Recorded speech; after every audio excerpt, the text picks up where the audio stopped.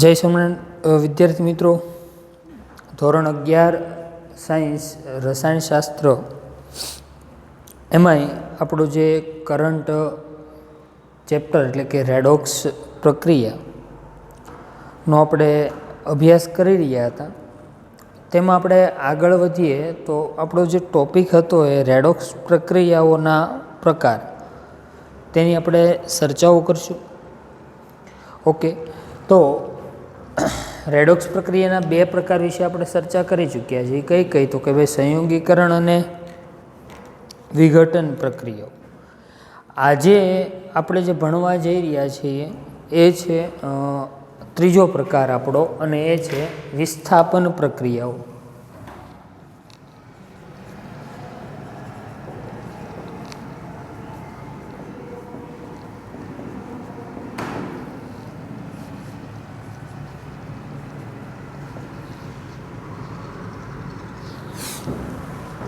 વિસ્થાપન પ્રક્રિયાઓ, બરોબર. આજનો આપણો ટોપિક છે વિસ્થાપન પ્રક્રિયામાં શું થાય તો કે સંયોજનના આયન અથવા પરમાણુ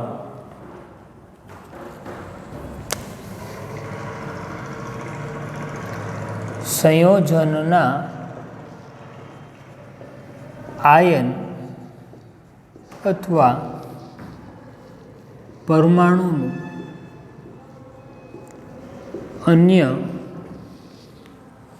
અન્ય એટલે બીજા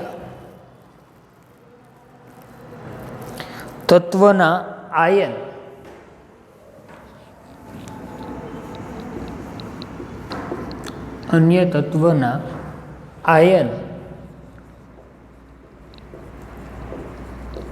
અથવા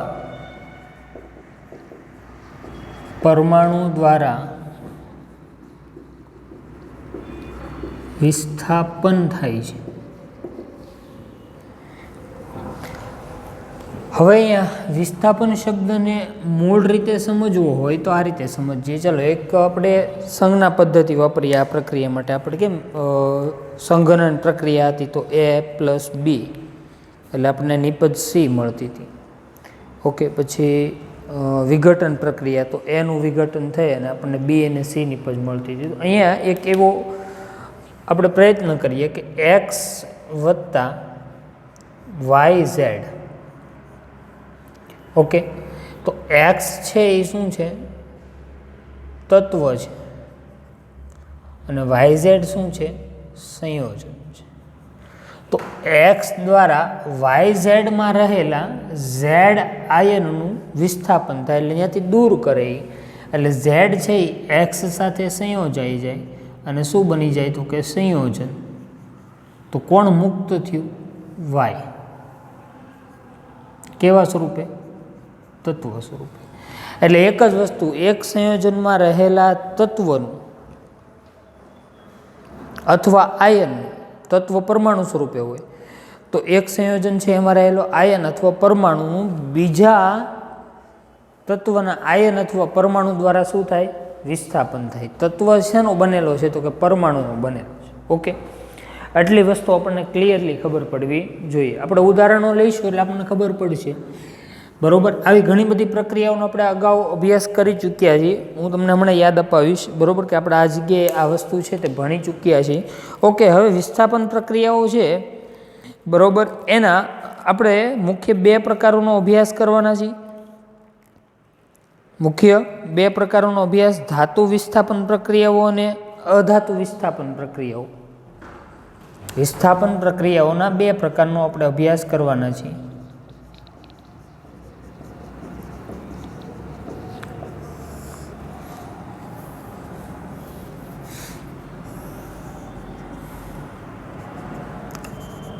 ધાતુ વિસ્થાપન પ્રક્રિયાઓ અને અધાતુ વિસ્થાપન પ્રક્રિયાઓ.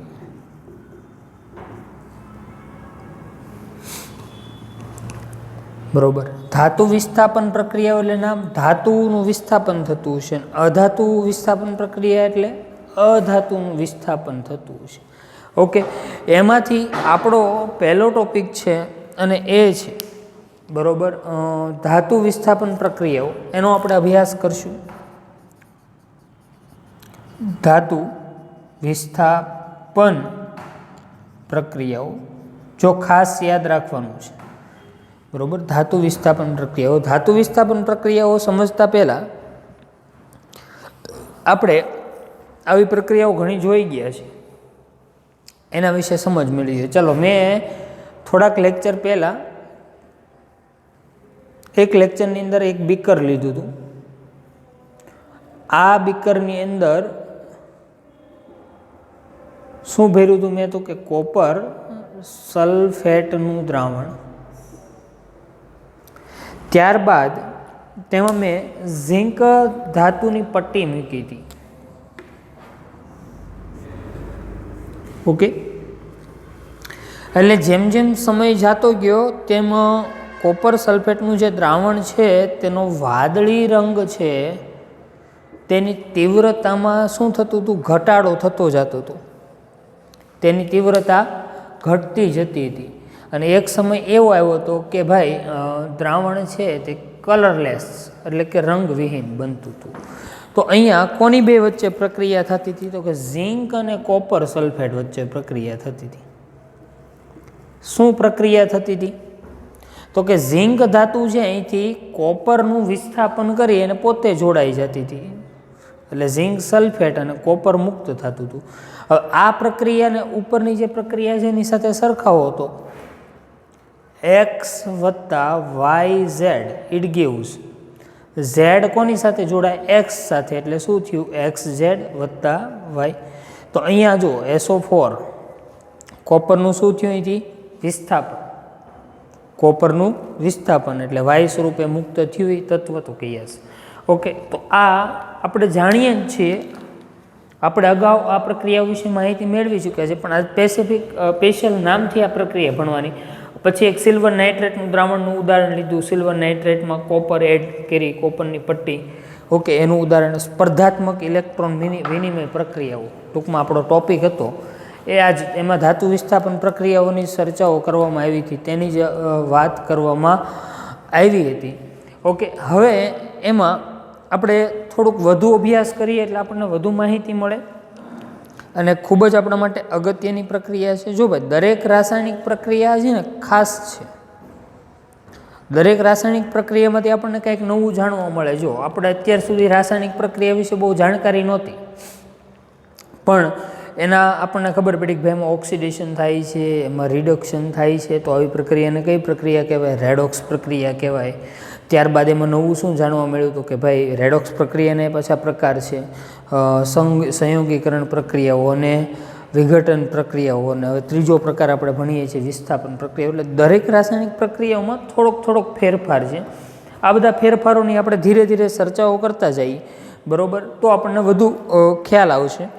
ચલો, ધાતુ વિસ્થાપન પ્રક્રિયાઓ કોને કહેવાય? તો કે ભાઈ સંયોજનમાં રહેલ એક ધાતુ નું બીજી ધાતુ વડે થતું વિસ્થાપન, તેને વિસ્થાપન પ્રક્રિયાઓ આપણે કહીએ છીએ. અથવા એવું કહીએ કે સંયોજનમાં એક ધાતુ બીજી ધાતુને બિન સંયોજિત સ્વરૂપમાં વિસ્થાપિત કરી શકે છે. ઓકે, તો પ્રોપરલી શબ્દોમાં લખવું હોય તો સંયોજનમાં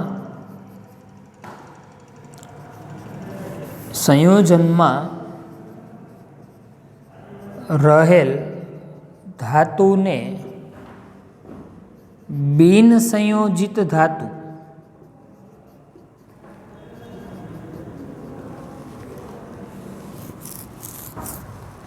સંયોજનમાં રહેલ ધાતુ એટલે સંયોજિત ધાતુ ને બિન સંયોજિત ધાતુ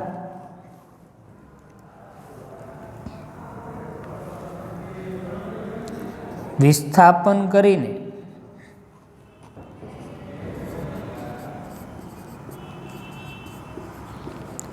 બિન સંયોજિત ધાતુ માં ફેરવે છે, ટ્રાન્સફર કરે છે. ઓકે, તો અહીંયા આ વાક્યનો અર્થ એવો લીધો છે કે સંયોજન છે એમાં રહેલી જે ધાતુ છે એને બિન સંયોજિત ધાતુ એ વિસ્થાપન કરી અને શેમાં ફેરવે છે? બિન સંયોજિત ધાતુની અંદર રૂપાંતરિત કરે છે, બરોબર, કરી શકે છે. અને ધાતુ વિસ્થાપન પ્રક્રિયાનો વધુ ઉપયોગ ક્યાં થાય? તો કે ધાતુ કર્મવિધિમાં ખનિજો છે એમાંથી શુદ્ધ ધાતુ મેળવવા માટે થાય છે. ખાસ યાદ રાખશું ધાતુ વિસ્થાપન પ્રક્રિયાનો ઉપયોગ, બરોબર, ક્યાં ઉપયોગ થાય? તો કે ભાઈ ધાતુ કર્મવિધિ. ધાતુ કર્મવિધિ એટલે કે જેમાં ધાતુ મેળવવાની છે. ધાતુ કર્મવિધિમાં ખનિજોમાં સંયોજન સ્વરૂપે રહેલી ધાતુને શુદ્ધ સ્વરૂપે મેળવવા માટે ઉપયોગી છે. તો ધાતુ વિસ્થાપન પ્રક્રિયાનો બહોળો ઉપયોગ ક્યાં થાય? તો કે ભાઈ ધાતુ કર્મવિધિ. ધાતુ કર્મવિધિ એટલે શું? તો કે ધાતુ જમીનમાંથી ખનિજ સ્વરૂપે મળે ત્યાંથી લઈ અને શુદ્ધ સ્વરૂપે ધાતુ મેળવવામાં સુધીમાં ઘણી બધી પ્રક્રિયાઓ, જેટલા તબક્કાઓ છે, આ બધા જ તબક્કાઓનો તમે સરવાળો કરો એટલે શું બનશે? ધાતુ કર્મ વિધિ. ઓકે, જે આપણે 12મા ધોરણની અંદર એક સરસ મજાનું ચેપ્ટર છે, આપણે ભણીશું એના વિશે. ચાલો હવે ધાતુ વિસ્થાપન પ્રક્રિયાના કેટલાક એક્ઝામ્પલ આપણે લઈએ એટલે આપણે સારી રીતે સમજીએ. ચાલો પહેલું જ ઉદાહરણ ઝિંક, અથવા આમ લઈએ કોપર સલ્ફેટ વત્તા ઝિંક.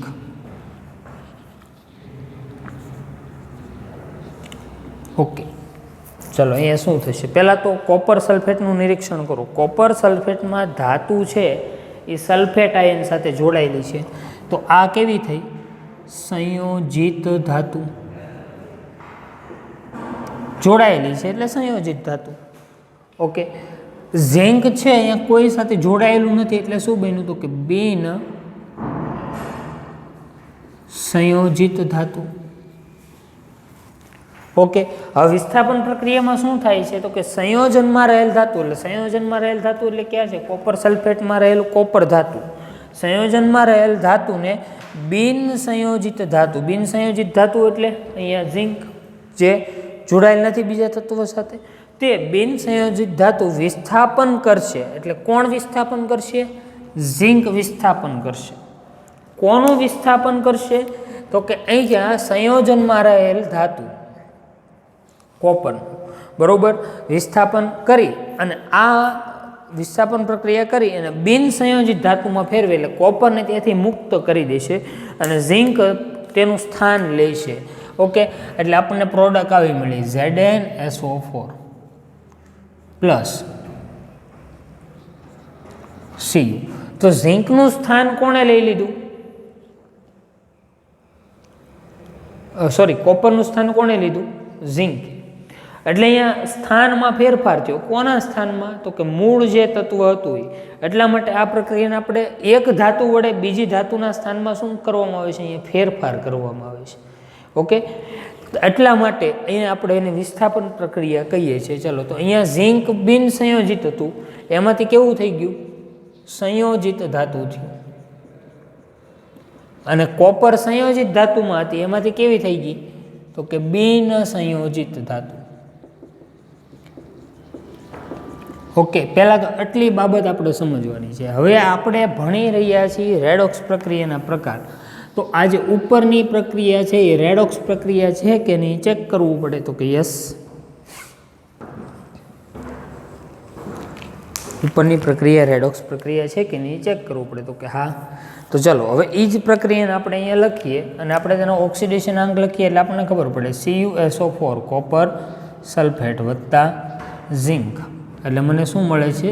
ZnSO4 ઝિંક સલ્ફેટ વત્તા Cu, એટલે કે કોપર. ચલો ઓક્સિડેશન સ્ટેટ લખશું બધાના. તો કે યસ. ચલો પહેલાં તો મૂળ તત્વ સ્વરૂપમાં જેટલા પ્રક્રિયકો નિપજવું હોય એનો ઓક્સિડેશન આંક લખી નાખો.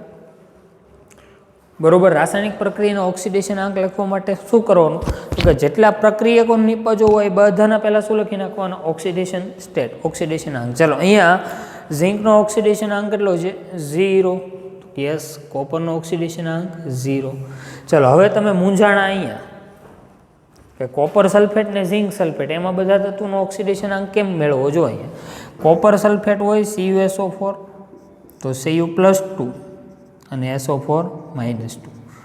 ZnSO4 હોય તો ઝીંક+2 અને SO4 -2. આવી રીતે મેં તમને શીખવાડેલું છે, યાદ કરો. મેં તમને બધા આયનો શીખવાડ્યા છે. શા માટે શીખવાડ્યા હતા એનું રીઝન આ કે તમે ફટાફટ તેનો ઓક્સિડેશન આંક શોધી શકો. ચલો તો અહીંયા સીધો કોપરનો ઓક્સિડેશન આંક કેટલો આવ્યો? +2. ઝીંકનો ઓક્સિડેશન આંક કેટલો આવ્યો? +2. ઓકે. ચલો હવે સલ્ફેટ આયનમાં ઓક્સિજનનો ઓક્સિડેશન આંક તો -2 જ હોય છે. તો કે યસ, તો -2. અહીંયા પણ ઓક્સિજનનો ઓક્સિડેશન આંક -2. ઓકે. કોનો ઓક્સિડેશન આંક મેળવવાનો બાકી રહ્યો? સલ્ફરનો. તો સલ્ફરનો ઓક્સિડેશન આંક મેળવવો હોય તો ધારો કે સલ્ફરનો ઓક્સિડેશન આંક x વત્તા 4 ઓક્સિજનનો -2 બરાબરની નીચેની સામે શું આવશે? -2. તો x - 8 બરાબર -2. x - 8 બરાબર -2. તો x બરાબર +8 -2. તો x બરાબર +6. તો અહીંયા સલ્ફરનો ઓક્સિડેશન આંક કેટલો છે? +6.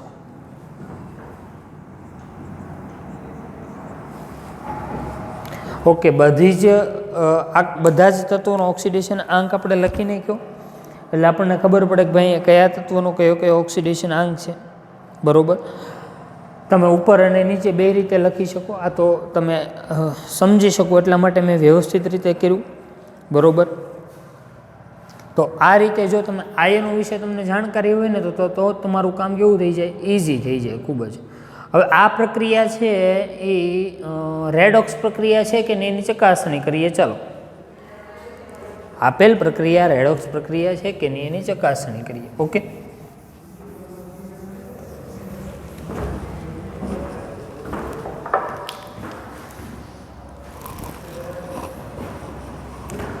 ચલો અહીંયા જુઓ. કોપરનો ઓક્સિડેશન આંક +2 માંથી કોપરનો ઓક્સિડેશન આંક કેટલો થયો?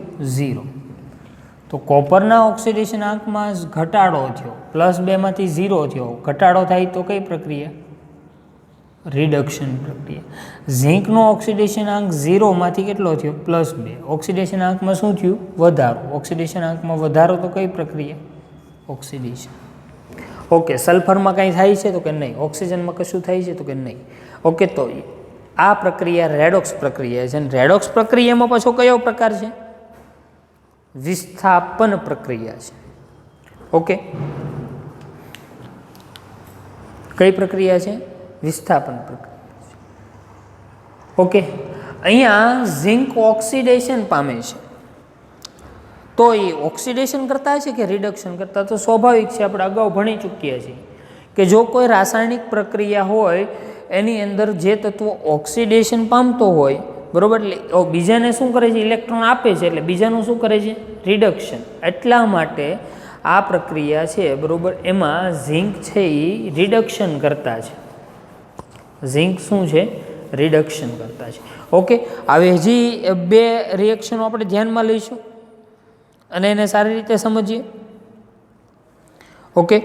ચલો, પહેલી રિએક્શન આપણે ધ્યાનમાં લઈએ છીએ. વેનેડિયમ પેન્ટોક્સાઇડનું ઉદાહરણ લઈએ. V2O5.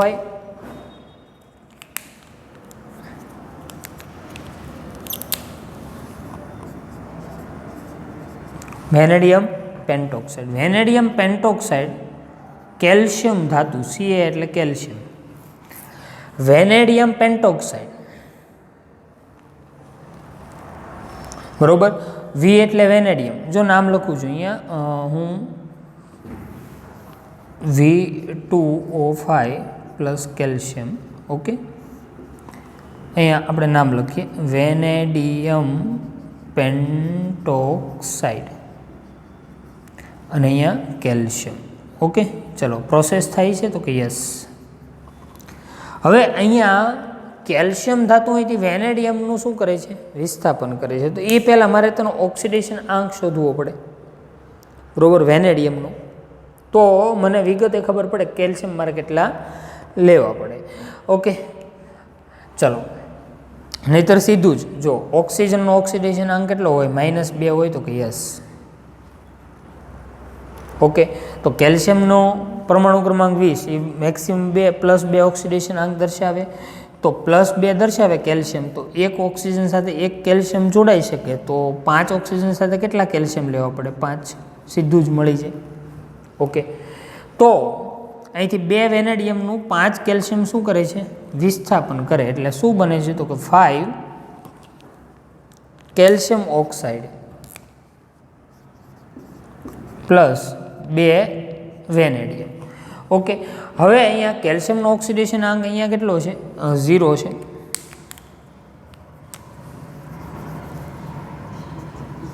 ઓકે, વેનેડિયમનો ઓક્સિડેશન આંક 0. ચલો, ઓક્સિજનનો -2 છે, તો કેલ્શિયમનો કેટલો હોય? +2. આમે કેલ્શિયમ એટલે ગ્રુપ 2 આલ્કલાઇન અર્ધધાતુ તત્વો. આલ્કલાઇન અર્ધધાતુ તત્વોમાં ઓક્સિડેશન આંક કેટલો હોય? તો કે +2. ચલો, હવે અહીંયા મેળવવાનો કોનો બાકી રહ્યો? તો કે વેનેડિયમનો ઓક્સિડેશન આંક મેળવવાનો બાકી રહ્યો. તો વેનેડિયમનો મેળવવો હોય તો બહુ ઇઝી છે, V2O5. ચલો, વેનેડિયમનો x ધારી લો તો 2x + 5 ઓક્સિજનનો -2 બરાબર 0. તો 2x - 10 = 0. તો 2x +10. તો x = 10/2. x +5. x +5. ઓકે, તો અહીંયા વેનેડિયમનો ઓક્સિડેશન આંક મને